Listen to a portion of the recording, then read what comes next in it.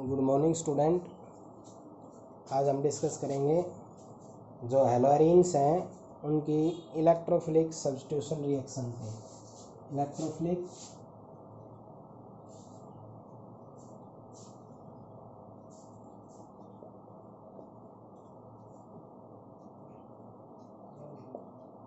Reaction हैलोअरीन्स के लिए हमने ये करना है। तो हैलोअरीन्स में मैं लेके चलता हूँ क्लोरोबेंजीन। क्या लेके चलता हूँ? क्लोरोबेंजीन। ये मैंने 11th में भी करवाए थे रेजोनेंस के अंदर, और यहाँ पर आप एक बार दोबारा उसको करोगे। मैंने काफ़ी रेजोनेंस करवाए थे क्लोरोबेंजीन का भी, फिनोल का भी। तो यहाँ स्टार्ट कैसे होगा रेजोनेंस के अंदर? ये जो आपके पास लोन पेयर है ये ट्रांसफ़र करेगा अपना यहाँ पर।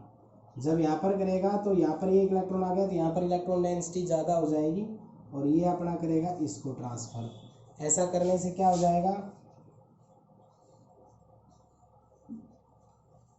ये आपका इलेक्ट्रॉन यहाँ आया था तो ये डबल बॉन्ड हो गया और कैसा चार्ज आ गया यहाँ पर? पॉजिटिव। पॉजिटिव इसलिए आया है कि ये लोन पेयर यहाँ से ट्रांसफ़र हो गया है। आई बात समझ में? और लोन पेयर इसने यहाँ से यहाँ तक आया है तो ये लोन पेयर आपका यहाँ आ गया है। तो ऐसा करने से जो आपके पास इलेक्ट्रॉन यहाँ आ गया तो ये डबल बॉन्ड यहाँ से ख़त्म हो गया तो आपका ये बन जाएगा।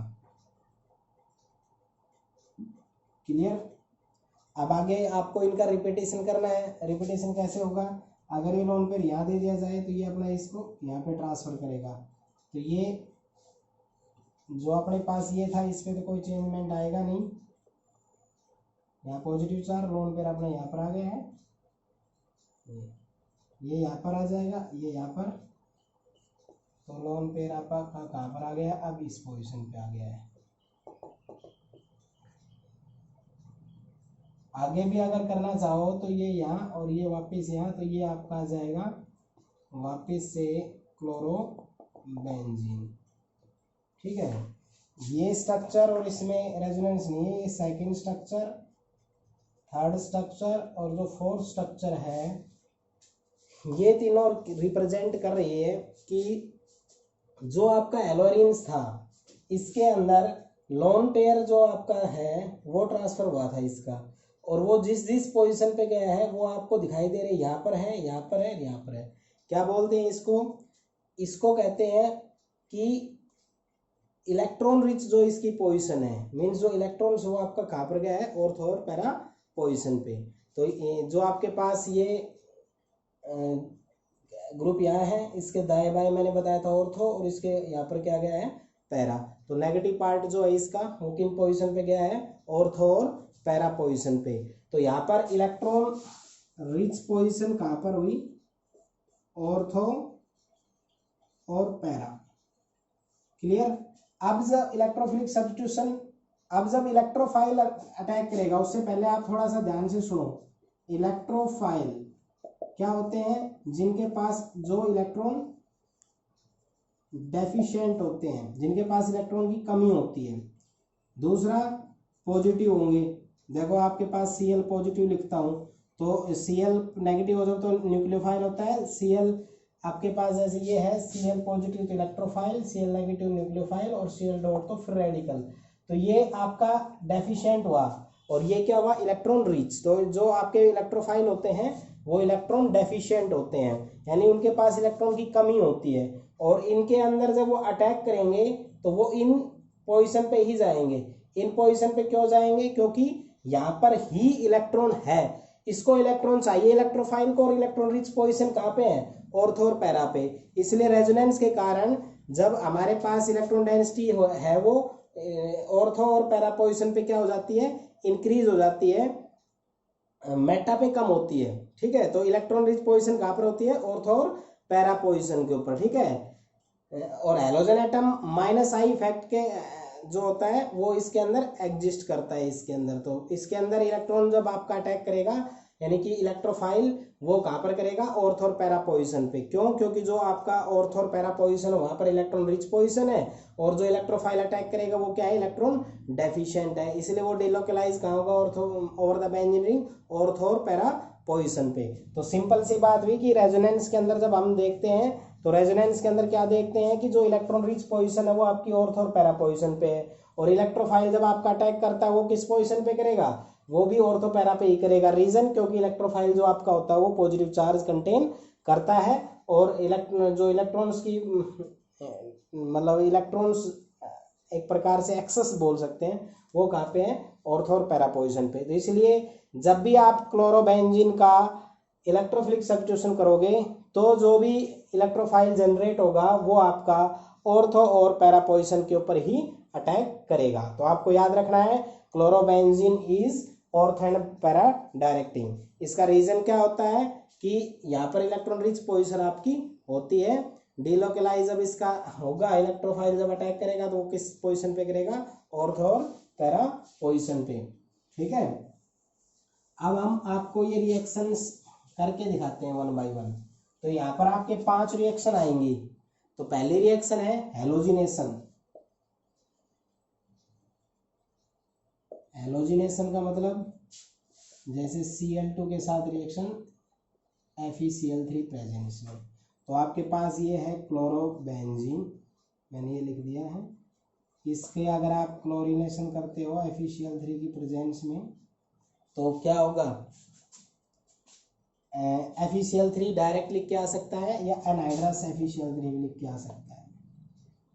ठीक है, क्लोरीनेशन क्या, एनहाइड्रस। तो जो क्लोरीन होता है ये इलेक्ट्रोफाइल जनरेट करेगा, इसमें नेगेटिव चार्ज यहाँ पे और यहाँ पे आएगा, तो आपके जो ग्रुप बनेंगे ये Cl कहाँ पर अटैक करेगा, यहाँ पर और यहाँ पर। तो आप इसको ऐसे दिखाओगे, ये Cl यहाँ पर है, ये Cl यहाँ पर है, दूसरा ये Cl यहाँ पर और यहाँ, ये दो कंपाउंड बनेंगे। आपको याद रखना है इलेक्ट्रोफाइल Cl2 में कौन होगा, Cl होगा। Br2 होता तो कौन होता है, एनहाइड्रस FeBr, तो Br जाता। ठीक है, तो यहाँ पर इसका नाम हो जाएगा 1,2 डाइक्लोरो बेंजीन, ये हो जाएगा 1,4 डाइक्लोरो बेंजीन। ठीक है, इसके बाद ये तो है क्लोरीनेशन। इसको हेलोजिनेशन का मतलब क्लोरीनेशन। क्लोरीनेशन जो होता है उसका मतलब होता है Cl2 के साथ रिएक्शन FeCl3 एनहाइड्रस, ये इलेक्ट्रोफाइल जनरेट करने में हेल्प करेगा। जो Cl2 होता है उसका इलेक्ट्रोफाइल कौन होगा, Cl पॉजिटिव। और जो क्लोरोबेंजीन आपकी होती है इस पे नेगेटिव चार्ज कहाँ पर आया था, नेगेटिव चार्ज आपका इन पोजीशन के ऊपर आया था। ठीक है, तो जहाँ पर नेगेटिव जाएगा उन जगह पे ये करेगा। तो ऑर्थो पैरा पे ये यहाँ पे अटैक करेगा, तो ये पॉजिटिव डेफिशिएंट या रिच, तो ये इलेक्ट्रॉन ले लेगा, यहाँ पर अटैक करेगा, यहाँ पे करेगा, यहाँ पे, तो ये यहाँ पे करे चाहे यहाँ पे करे, वो तो एक ही प्रोडक्ट हुआ, यहाँ पे करेगा एक होगा। तो ऑर्थो और पैरा जो प्रोडक्ट होते हैं इनका मिक्सचर फॉर्म होगा, और पैरा जो आपका होता है पैरा आइसोमर, वो आपका क्या होता है, मेजर प्रोडक्ट होता है। तो फर्स्ट रिएक्शन मैंने आपको करवा दी है क्लोरीनेशन। ठीक है, अगर यही रिएक्शन है, इसको ब्रोमिनेशन में अगर कन्वर्ट करना चाहो आप, इसका ही क्या करो, ब्रोमिनेशन करो। तो ब्रोमिनेशन में क्या हो जाएगा, ब्रोमिनेशन में आपका हो जाएगा Br2 के साथ रिएक्शन FeBr3, तो यहाँ पर आपका हो जाएगा Br और यहाँ पर आपका क्या हो जाएगा Br। IP से नेम लिख लेना। अटैक होगा Br2 में Br का। तो क्लोरीनेशन हो तो Cl पॉजिटिव, ब्रोमिनेशन हो तो Br पॉजिटिव इलेक्ट्रोफाइल बनेगा, और वो नेगेटिव पार्ट कहाँ गया था, ऑर्थो पैरा पे अटैक करेगा। तो फर्स्ट दो रिएक्शन आपके समझ में आ गई है, ऑर्थो और पैरा। तो सबसे पहला क्लोरीनेशन। अब तीसरा जो है वो है नाइट्रेशन।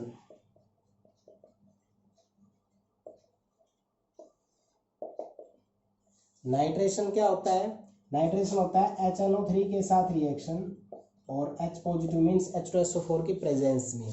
और जो H2SO4 होता है आप इसको ऐसे लिख सकते हो, कंसंट्रेटेड H2SO4 की प्रेजेंस में।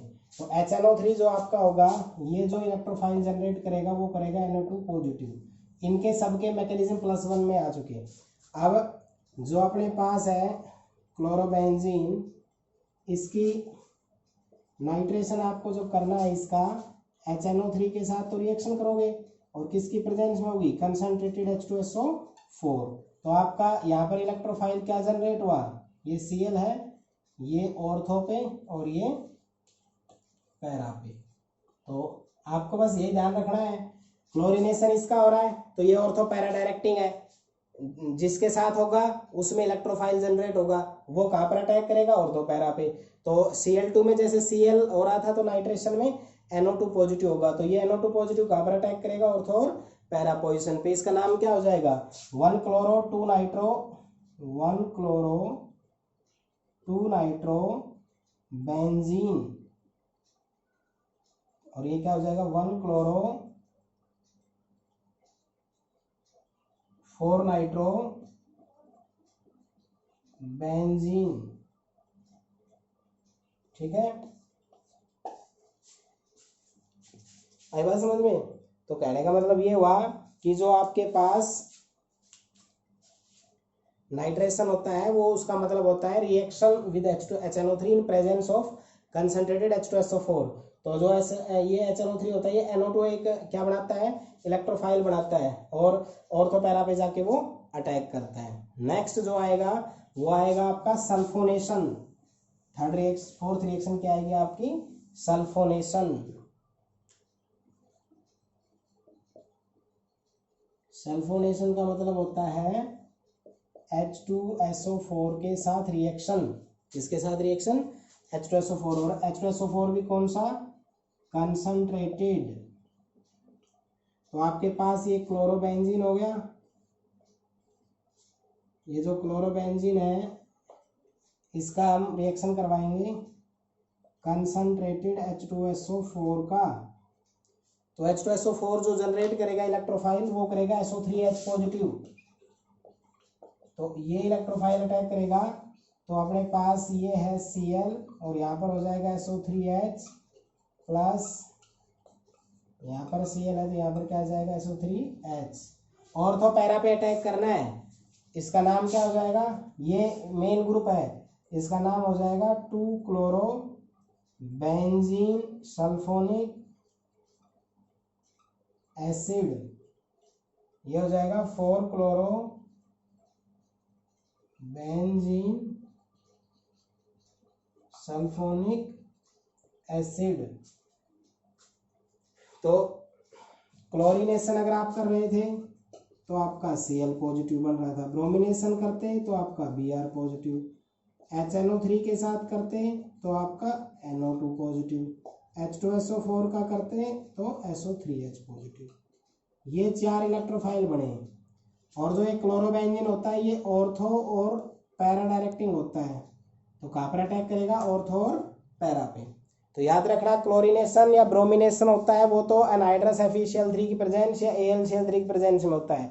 HNO3 के साथ रिएक्शन होती है वो कंसंट्रेटेड H2SO4 की प्रेजेंस में होती है, और H2SO4 के साथ होता है ये भी कंसंट्रेटेड H2SO4 की प्रेजेंस में। जब आप इसको हीट करोगे तो ऑर्थो और पैरा डेरिवेटिव इसका फॉर्म होगा। तो मैं अब तक जो इसका क्लोरोबेंजीन का रेजोनेंस करवा चुका हूँ, और उसके ऊपर जो इलेक्ट्रोफिलिक सब्स्टिट्यूशन रिएक्शन से रिएक्शन होने वाली थी वो मैं करवा चुका हूँ।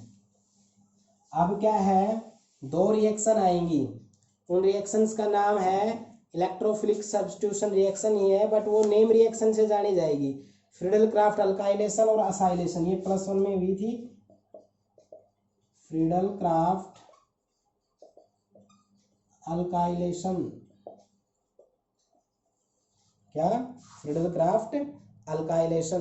अब जो फ्रीडल क्राफ्ट अल्काइलेशन था वो क्या था कि जैसे अपने पास ये है क्लोरोबेंजीन, क्या है ये, क्लोरोबेंजीन,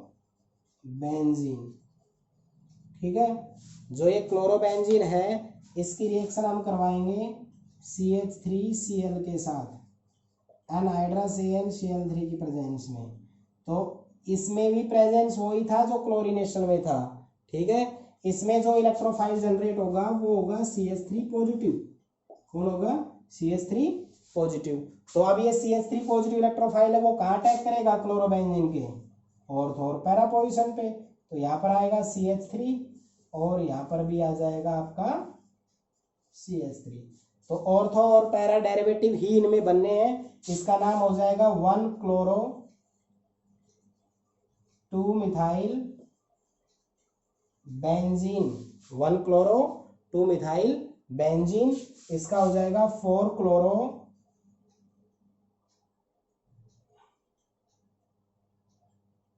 इसके अंदर आपकी नंबरिंग जो होगी उसी हिसाब से आपको इसके अंदर करना पड़ेगा। नंबरिंग यहाँ से होगी तो 4 नहीं आएगा, 1 आएगा। 1 क्लोरो 4 मिथाइल बेंजीन। याद रखना जो ये होते हैं ये दोनों, ये माइनर होता है और ये मेजर प्रोडक्ट। तो मेन प्रोडक्ट आपका पैरा डेरिवेटिव होता है। मेन प्रोडक्ट कौन होता है आपका? Para derivative. तो जो फ्रिडल क्राफ्ट आपका अल्काइलेशन हुआ वो एनहाइड्रस AlCl3 की प्रेजेंस में होता है, CH3Cl के साथ उसका अटैक होता है। तो ये जो आपके इसमें इलेक्ट्रोफाइल जो जनरेट होता है ना वो ऑर्थो और पैरा पोजिशन पे होता है। अल्काइल ग्रुप जुड़ रहा है, ये CH3 जो होता है ये जैसे CH3Cl है, Cl हटने के बाद CH3 बच गया है। CH3 एक अल्काइल ग्रुप है, इसलिए इस रिएक्शन, ये तो साइंटिस्ट का नाम हो गया फ्रिडल क्राफ्ट, और इसलिए इस रिएक्शन को क्या बोलते हैं? अल्काइल ग्रुप बोलते हैं, इसलिए इसका नाम पड़ जाता है फ्रिडल क्राफ्ट अल्काइलेशन। और इसमें जो CH3Cl अटैक करता है वो आपका करता है ऑर्थो और पैरा पे। क्यों? क्योंकि क्लोरोबेंजीन जो होता है वो आपका ऑर्थो और पैरा डायरेक्टिंग होता है, क्योंकि नेगेटिव पार्ट आपका अटैक किस पोजीशन पे करता है? कहाँ पे डिलोकलाइज करता है? ऑर्थो और पैरा पोजीशन पे। वो मैंने इसकी रेजोनेटिक स्ट्रक्चर बताई, उसी के बेस पे चलता है। ठीक है, नेक्स्ट यही एक और रिएक्शन चलेगी, नेम रिएक्शन, उसको बोलेंगे हम फ्रिडल क्राफ्ट असाइलेशन। क्या बोलेंगे उसको? Friedel Crafts acylation. Friedel Crafts acylation क्या होगा? जैसे अपने पास ये बेंजीन है, इसकी रिएक्शन करवानी है CH3COCl के साथ एनहाइड्रस AlCl3 की प्रेजेंस में। जो ये CH3COCl आपने क्या CH3CO पॉजिटिव, ये एक इलेक्ट्रोफाइल जनरेट हुआ। क्या हुआ? ये एक इलेक्ट्रोफाइल जनरेट हुआ। ठीक है, तो यहाँ पर Cl, तो यहाँ पर हो जाएगा COCH3। दूसरा यहाँ पे Cl तो COCH3, और तो पैरा पे जाएगा, इसका नाम हो जाएगा 2 क्लोरो एसीटोफिनोन। यहाँ हो जाएगा 4 chloro acetophenone. 2 chloro acetophenone, 4 chloro acetophenone. यानी कि अगर बेंजीन रिंग के ऊपर COCH3 होता है, इसका नाम होता है एसीटोफिनोन। क्या होता है इसका नाम? Acetophenone. 2 chloro acetophenone, 4 chloro acetophenone. But ये तो नाम है, लेकिन जब रिएक्शन आप CH3COCl के साथ करते हो तो COCl जो ग्रुप आपका होता है ये एसिड क्लोराइड होता है। भाई एसिड क्लोराइड में जो इलेक्ट्रोफाइल जनरेट होता है वो CH3CO। तो क्लोरोबेंजीन से जब रिएक्शन होगी तो इलेक्ट्रोफाइल जो जनरेट होगा वो किस पोजीशन पे जाएगा? ऑर्थो पे और पैरा पे। तो ये ऑर्थो पे और पैरा पे। ठीक है, तो इसका मतलब क्या हुआ कि क्लोरोबेंजीन जो होता है वो रेजोनेटिक स्ट्रक्चर्स के हिसाब से जब हम पता लगाते हैं तो नेगेटिव पार्ट जो आपका होता है इसका वो लोकलाइज करता है over the benzene ring ortho और पैरा पोजीशन पे। तो जब वहां पर इलेक्ट्रॉन रिच पोजीशन होती है, क्या होती है? Electron rich position. ठीक है, कौन सी पोजीशन होती है? Electron rich. तो ये आपका इलेक्ट्रॉन रिच पोजीशन है, तो ये कहां पर आ जाएगा? यहाँ पर, या यहाँ पर, या यहाँ पर। तो आपका ये तीनों पोजीशन इलेक्ट्रॉन रिच हुई। ये पोजीशन है ऑर्थो, ये पोजीशन है पैरा, और ये पोजीशन है फिर ऑर्थो। यानी कि जो ग्रुप होता है इसके दाएं बाएं जो होता है ये तो होता है ऑर्थो, इसके जस्ट सामने होता है वो होता है पैरा। बच गया, उसको क्या बोलते हैं? Meta position. तो जो इलेक्ट्रॉन रिच पोजीशन बनती है वो तो यहाँ होती है, या यहाँ होती है, यहाँ होती है। यहाँ रखे या रखे एक ही बात है, यहाँ रखे वो दूसरा कंपाउंड है। तो यहाँ पर 2 कंपाउंड बनते हैं हमेशा, ऑर्थो और पैरा। पैरा कंपाउंड जो आपका होता है वो मेजर प्रोडक्ट होता है। ठीक है, तो ये सभी रिएक्शंस आप अच्छे से तैयार कर सकते हैं। इसके लिए मैं एक समरी बना देता हूँ आपकी, कि समरी ये है कि जो आपके पास क्लोरोबेंजीन होता है इसकी रेजोनेटिक स्ट्रक्चर बनानी है, हर बच्चे ने बना के देखनी है। ठीक है, मैं इसको दोबारा रिपीट कर देता हूँ। ये यहाँ दिया, यहाँ इलेक्ट्रॉन ज़्यादा हो गया, कार्बन की 1 2 3 4 वैलेंसी, ये आ गया तो 5 वैलेंसी होगी, तो ये अपना इलेक्ट्रॉन वापस यहाँ ट्रांसफर कर देता है। सारी लड़ाई जो होती है वो वैलेंसी की होती है। यहाँ आ गया था, लॉस हुआ है पॉजिटिव, लोन पेयर यहाँ पहुंच गया। अब ये कहाँ कहाँ जा सकता है उसके हिसाब से आपको करना है। अब ये आपका यहाँ पर आ गया है, ठीक है, ये यहाँ पर, ये यहाँ पर, तो क्या बन जाएगा,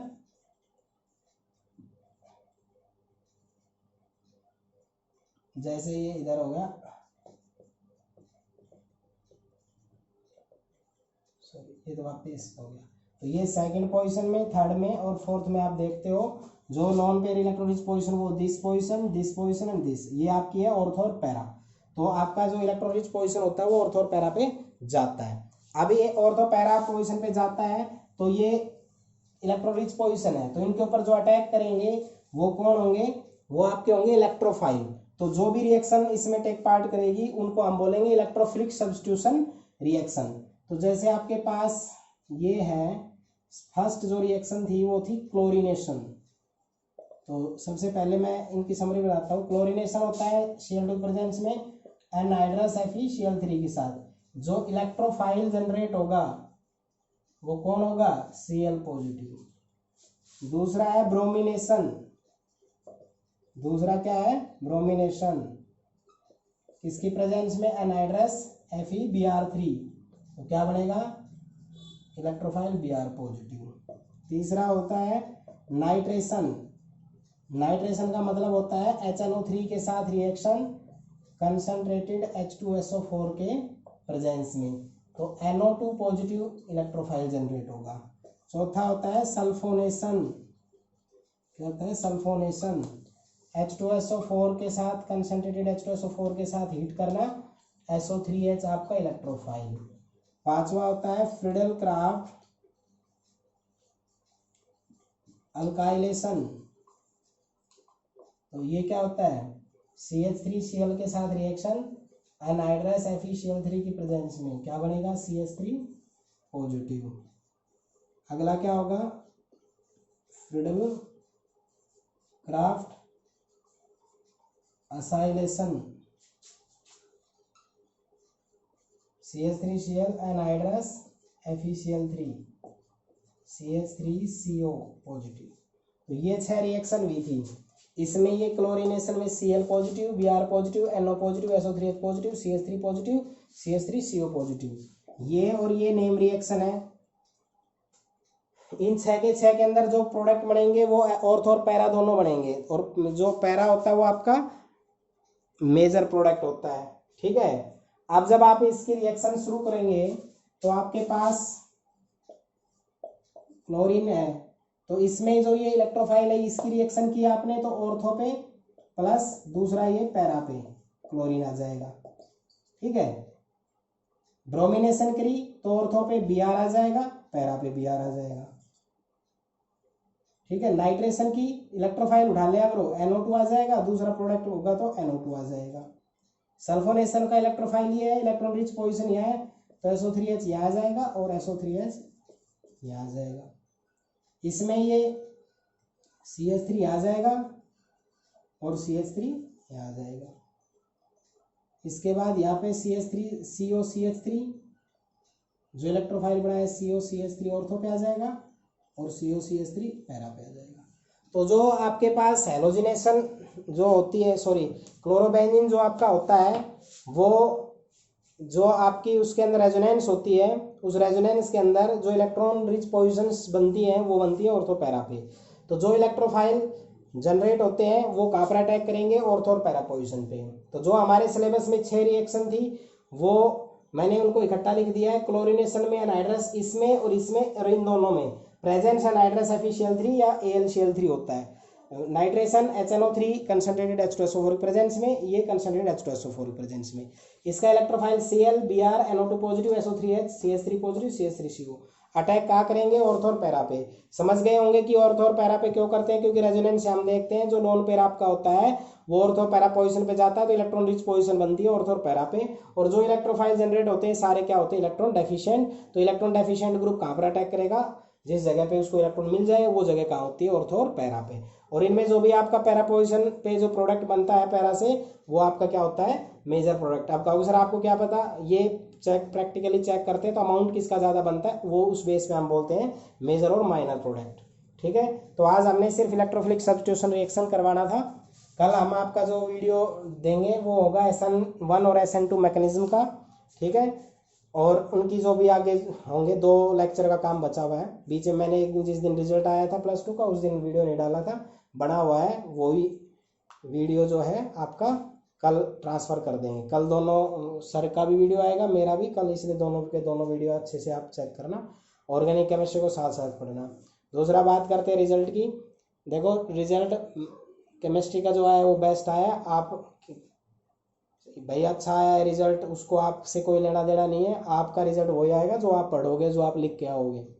किसी बच्चे ने पीछे बहुत ही ज़्यादा अच्छा लिया, ये लिया, वो आपके कभी भी काम नहीं आता।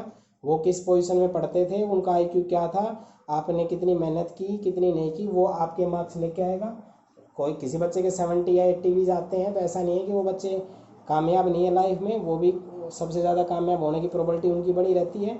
इसलिए ये तो लाइफ का पहला स्टेज होता है, उसको क्लियर करने के लिए आपको ये एक पैटर्न दिया हुआ अपने एजुकेशन सिस्टम में। 12th में अच्छे मार्क्स होने चाहिए, तो आप भी अच्छे मार्क्स के लिए ट्राई करो, अपनी तरफ से बेस्ट दो। जो टॉपिक सिलेबस से आउट हो गए हैं, ये करने के बाद सिलेबस इतना बचा नहीं है कि आपको बहुत ज़्यादा बर्डन रहेगा। ये जो 1-2 महीने की छुट्टियाँ गई हैं, और जो आप लोग ऑनलाइन पढ़े हो, जो भाई अच्छे से डाउट नहीं क्लियर कर पाए हो, वो सब आसानी से हो जाएगा, रिवीजन में आसानी रहेगी। और वीडियो को टाइम टू टाइम आप अपने देखा करो।